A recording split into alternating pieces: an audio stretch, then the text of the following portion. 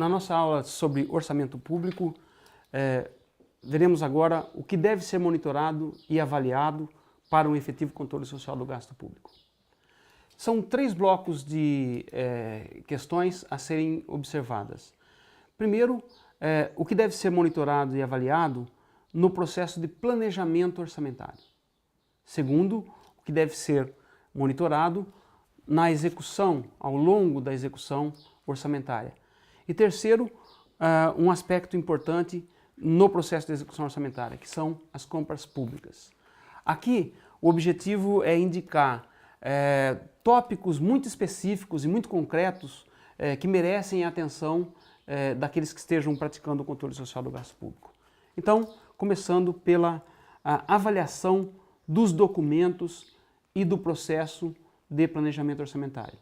Como nós vimos e sabemos, o sistema orçamentário brasileiro é constituído pelo Plano Plurianual, PPA, pela Lei de Diretrizes Orçamentárias, LDO, e pela Lei Orçamentária Anual, a LOA. O que é importante observar no Plano Plurianual? A primeira questão é, o Plano Plurianual em questão é um documento de planejamento verdadeiro ou é apenas um instrumento formal do governo? A maioria dos governos elabora o PPA apenas porque ele é uma exigência constitucional e legal. Portanto, esse instrumento não é, de fato, uma ferramenta de planejamento e de debate com a sociedade. Então, a primeira pergunta a ser respondida é esta: se ele é ou não é um documento de planejamento. Para verificar isso, é preciso conhecer o plano plurianual no seu inteiro teor e verificar se ali estão destinados recursos aos programas, se os programas são bem elaborados, se eles dizem respeito à realidade concreta do município. Muitas vezes o plano plurianual é apenas uma lista de intenções que vai se perpetuando de governo a governo. O governo anterior copia uma parte do plano plurianual anterior, digamos assim, maquia a peça anterior, vai para a Câmara e aprova. Nesse caso, a postura para o controle social é pressionar o governo para que ele deixe de ser apenas um instrumento formal e passe a ser um instrumento de verdadeiro planejamento público. Uma segunda questão é, na medida em que esse plano plurianual é de fato um planejamento verdadeiro, se ele expressa o plano de governo e fazem dele um instrumento de gestão cotidiana, né? Porque pode acontecer numa prefeitura de que os que assumem o governo após as eleições tenham um plano de governo e que o plano plurianual seja elaborado por técnicos do governo, já que ele é visto como um instrumento técnico. E as duas linguagens e os dois objetivos não dialogam. Então esta é uma segunda questão importante no caso do plano plurianual. Uma terceira é se o plano plurianual dialoga com o orçamento. O orçamento ele é a parte operacional a cada ano do plano plurianual. Se o que é colocado no orçamento tem pouca consistência com o que está presente no plano plurianual, está aí um elemento de cobrança da população ou do próprio legislativo quanto ao que o executivo deva fazer. Se o plano plurianual é mal elaborado, o próprio orçamento trará consigo, carregará, né, por decorrência, esse defeito.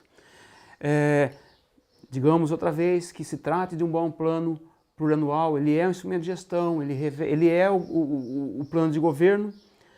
A próxima pergunta é, quais são os programas nele constantes e quais são os prioritários? Se ele de fato é um instrumento de planejamento, a pergunta que interessa ao controle social é, nesse planejamento, quais são as prioridades que estão presentes? Eu concordo ou discordo com ela? Quero negociar essas prioridades ou não? Aí sim, vale a pena procurar incluir novos programas, novos projetos, porque essa inclusão vai ser eficaz, já que o PPA é um instrumento de planejamento. Ao contrário, no caso dele não ser um instrumento de planejamento. Se o plano plurianual de fato é um instrumento de planejamento, então é o caso, como já se disse, de procurar incluir os programas, ou novos programas, ou influenciar no processo de priorização anual dos programas existentes. Outra coisa importante são os programas, né?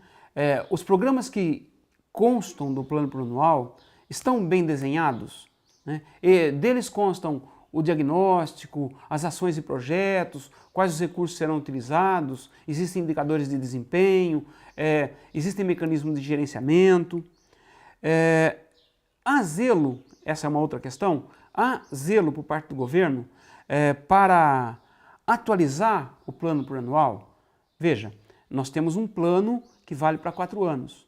Por mais bem feito que ele seja, com o transcorrer do tempo, ele pode sofrer defasagens, pode ser que se torne possível fazer mais coisas do que constam dele, porque a receita superou as expectativas.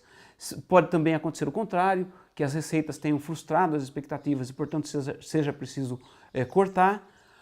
O Poder Executivo é o único que tem a iniciativa sobre o plano plurianual. É ele que deve elaborar e enviar para a Câmara de Vereadores. É também ele o único que pode emendar, né? Então é preciso negociar com o Executivo essas emendas no plano plurianual, se elas couberem, se elas forem interessantes. E isso é uma necessidade formal, porque um dos itens da nossa legislação diz que nada que não esteja no plano plurianual pode constar do orçamento. Então, incluir no orçamento anual um programa que não esteja no plano plurianual não é permitido. É necessário primeiro emendar o plano plurianual. Nesse sentido, o plano plurianual ele não é totalmente dinâmico, mas há alguma dinâmica nele que pode mudar ano a ano, e é preciso ver se o governo tem esse zelo. Se o governo faz o plano plurianual apenas como um rito, esquece, o plano plurianual vai ficar perfeito sempre, porque ele não foi feito para ser utilizado. Agora, se ele foi feito como um instrumento de gestão, e isso já está dado na nossa conversa aqui, então é preciso que haja gestão em torno dele, que ele seja monitorado, atualizado. E aí uma coisa importante é que na própria lei de diretrizes orçamentárias haja um parágrafo prevendo, ou na própria lei que criou o plano plurianual, o processo pelo qual se dará a atualização anual, bianual, semestral, como se queira. Outra questão do plano plurianual é se ele dialoga com o plano diretor. O plano diretor é aquela lei que define como será ocupado, como poderá ser ocupado o solo urbano, se é possível edificar desta ou daquela maneira em determinada região, o plano de obras, né? O plano diretor discute a vocação econômica da cidade, né? Perguntar se o plano plurianual dialoga com o plano diretor é perguntar se de fato esse plano de governo está contribuindo para o tipo de cidade que se deseja e que está plasmada ali na lei ou nas leis do plano diretor. Por último, é importante saber se o plano plurianual proposto pelo Poder Executivo foi alterado de alguma forma pelo Poder Legislativo. A importância de se conhecer essa informação é perceber em que medida os jogos, as disputas e os jogos de poder em torno dos recursos estão pendendo mais para o Legislativo ou para o Executivo. Outro instrumento importante é a Lei de Diretrizes Orçamentárias, instrumento de planejamento orçamentário sobre o qual cabe o controle social do gasto público.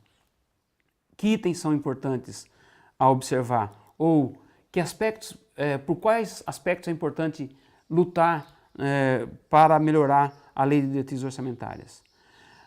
A pergunta mais elementar se ela oferece, se esta lei de fato oferece, balizas e limites seguros e adequados para a elaboração orçamentária. O objetivo da Lei de Diretrizes Orçamentárias é, então, balizar, parametrizar, oferecer os condicionantes, limites, possibilidades para a elaboração do orçamento. Ela cumpre essa função? Essa pergunta pode parecer, a quem está ouvindo, muito elementar para ser feita. Ora, se a Lei de Diretrizes Orçamentárias tem esse nome, é claro que ela deve conter essas diretrizes. A questão não é essa, a questão é saber se o Poder Executivo de fato utilizou a Lei de Diretrizes Orçamentárias para fazer isso. Porque, em geral, o que interessa ao Poder Executivo é elaborar o orçamento e executar o orçamento de acordo com os interesses que ele tenha a cada momento. Quanto mais diretrizes ele inclui na Lei de Diretrizes, mais ele fica engessado, mais reduzem as margens de manobra para que ele faça o orçamento dessa ou daquela maneira e que execute o orçamento dessa ou daquela maneira. Então a tendência do projeto, da proposta de lei de diretrizes orçamentárias que sai do Executivo é ser uma lei bastante lacônica, que não parametriza nada. O outro lado, caso haja oposição na Câmara de Vereadores, é que as diretrizes acabem cerceando demais a liberdade do Poder Executivo para elaborar orçamento e para executar o orçamento. Nenhuma dessas duas situações extremas interessa à sociedade. Portanto, a perspectiva do controle social do gasto público deve ser de forçar uma adequada lei de diretrizes orçamentárias, que por um lado sirva de fato para parametrizar o processo orçamentário, sem dar guarida a oposições desesperadas e sem também permitir que o orçamento seja uma carta assinada em branco para o Poder Executivo. A segunda questão é se a LDO estabelece condições técnicas e políticas adequadas para a execução orçamentária. Uma das coisas importantes na LDO é definir se o Poder Executivo pode alterar a lei orçamentária durante a execução orçamentária. Existe essa possibilidade, e de fato essa possibilidade é bastante utilizada. O orçamento, depois de executado, é bastante diferente do orçamento aprovado. Então, a LDO deve conter dispositivos formais, artigos, parágrafos, né, nesta lei, que organizem esse processo de modo que não haja tanto desvio daquilo que foi planejado ao longo da execução orçamentária. Por exemplo, a Lei de Diretrizes Orçamentárias define limites. Esse é um dos papéis dela. Por exemplo, limites para despesa com pessoal. Já existem limites para despesa com pessoal. A própria lei de responsabilidade fiscal assim estabelece, além de outras leis. 54%, por exemplo, de gasto com pessoal no Executivo. Agora, dependendo da situação financeira do município, isso pode ser muito. Pode ser que a prática venha sendo de 48%. Então, por que não fixar o limite como 50%? Porque a lei federal estabelece o limite máximo, mas não estabelece o limite mínimo. Há margem, então, para que esse limite seja mais adequado à realidade do município. Há limites para a contratação de operações de crédito. Toda operação de crédito, contratação de empréstimo pelo governo, precisa ser feita com muito cuidado, porque o empréstimo pode inviabilizar os orçamentos futuros. O governo faz um empréstimo muito grande, depois tem que pagar o empréstimo e não tem recursos para coisas elementares do dia a dia da máquina pública. Então, para evitar desequilíbrio fiscal e esses tipos de desastre, é preciso ter muito cuidado com os empréstimos. Na Lei de Diretrizes Orçamentárias podem ser fixados limites para esses empréstimos, devem, aliás, ser fixados limites para esses empréstimos. Deve também ser fixado o limite para que o Poder Executivo aumente ou diminua, dotações na lei orçamentária sem pedir autorização para a Câmara Municipal. É preciso então ver se a lei fixa esses limites e se esses limites são adequados. Então, por exemplo, é normal que a Câmara permita ao prefeito alterar dotações orçamentárias até um certo limite da receita ou da despesa. Digamos, até 10% do valor total da receita, o prefeito pode alterar valores no orçamento. Isso se chama crédito suplementar. esse crédito suplementar pode ser feito sem pedir autorização para a Câmara. Passado esse limite, toda alteração que for feita no orçamento tem que ser por projeto de lei aprovado pela Câmara. Agora, 10% é um limite bom? 20%? 30%? Depende do valor do orçamento total de cada município. Uma outra questão importante na LDO é exatamente a reserva de contingência. Os orçamentos devem prever uma dotação que tem esse nome, reserva de contingência. Contingência quer dizer situações imprevistas. Aconteceu, por exemplo, a queda de uma ponte por causa de um temporal e isso não estava previsto no orçamento. Não é possível prever no orçamento construir uma ponte que já estava construída. Por outro lado, ela precisa ser construída na medida em que ela caiu, porque ela é necessária ali para aquele espaço urbano.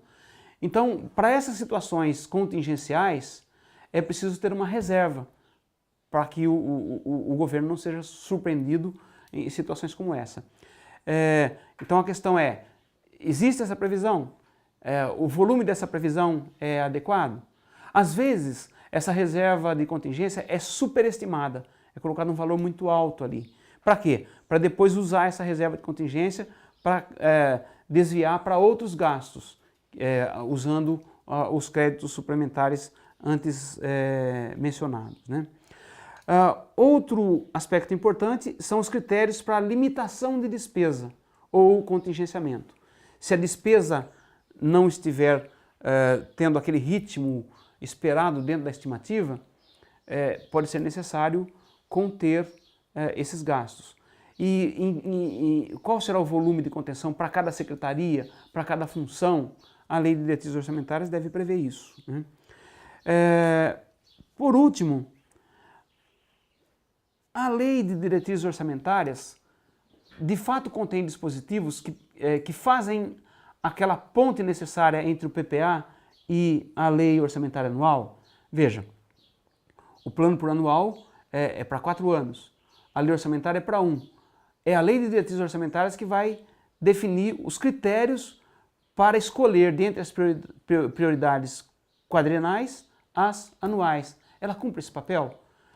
Quem está interessado no controle social do gasto público, ou quem está executando essa tarefa, por meio do seu protagonismo cidadão, deve fazer essas perguntas diante das leis de diretrizes orçamentárias que estejam em suas mãos no processo de discussão do orçamento. Por último, dentro daquela lógica do sistema orçamentário brasileiro, quais são os aspectos importantes a observar na Lei Orçamentária Anual? Primeiro, ela obedece ao que está prescrito no PPA e na LDO? Ora, tanto o PPA quanto a LDO são leis que antecedem o orçamento. E o orçamento deve estar de acordo com essas leis. Ele segue as diretrizes da LDO? Ele prioriza programas que estão no PPA? Primeira pergunta.